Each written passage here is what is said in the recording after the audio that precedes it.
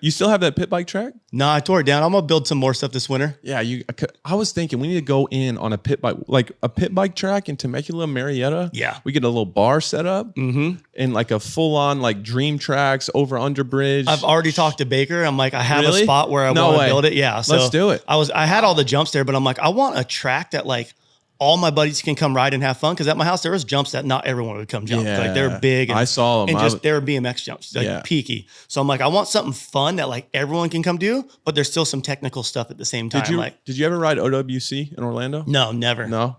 It's a wakeboard park in Orlando that had one. I ran 3 years in a row. This is a funny story, actually. So, yeah, OWC in Orlando, it was like a wakeboard cable park, right? Yep. I don't know. I remember it. Yeah.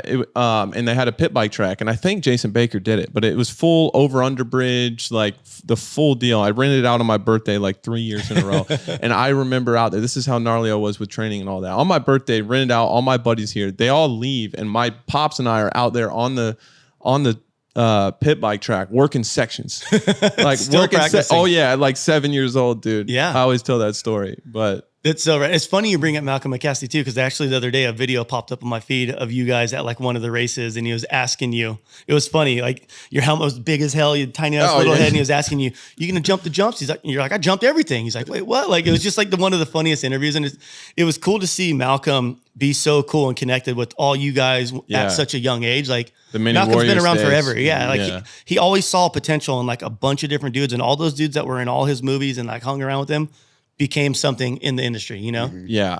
Pretty cool to see. Yeah. He's been around for a really long time. He was, man, he must've been like my first kind of agent type, you know, where he was hooking me up. And yeah, that's who I went to Ogio with and trying to do those backflips. But yeah, he was always around. And you know, Malcolm, just high energy guy, like never down. I've never seen that guy down. I don't know how he does it every day, but happy as hell. Shout like, out. Cool. Shout out to Malcolm. Yeah, 100%. It's cool. I remember seeing you as such a grom, just riding your Cobra, your 50 around all the time. And I was always like, this kid's going to be bad, dude. Like, and then I remember, then you rode pretty much Kawasaki your whole career, right? Yeah. So they signed me in 2004. Yeah. And do you think you ever got stuck in a rut just riding the same bike, seeing the same front fender every single year? No, I don't. No, I think that's I had a lot of kind of talk on social media, and just people would come up to me too. And, you know, when things aren't always going great, and it's not usual for a guy, I mean, you know, to stay with a brand their entire career. I mean, I've been with Kawasaki 20 years. It just doesn't really happen. Right. Yeah. And, but to me, those guys are like family. They've always stuck by me when it's not going great. And, everybody I work with there, they all have the same mindset, trying to get better, trying to improve. And the motorcycle's always been good.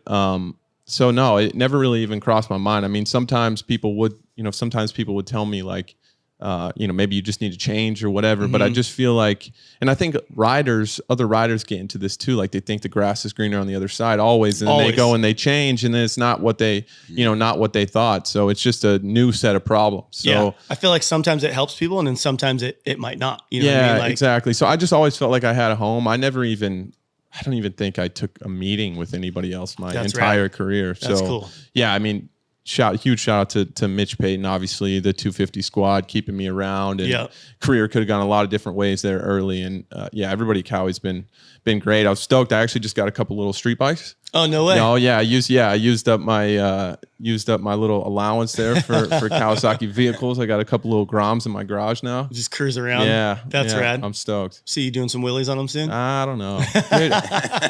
People, like, it's so funny. I'm a former professional athlete, I guess, but I'm so unathletic.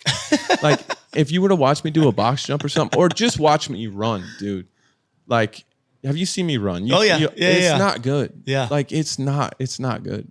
It's crazy. I don't get it. It's crazy you can be that unathletic and be so good on a motorcycle, which is like one of the hardest things in the world to do. Yeah. Like, I don't know. But I guess if you put your mind to it, you can do it. I mean, I'm the definition of slow twitch.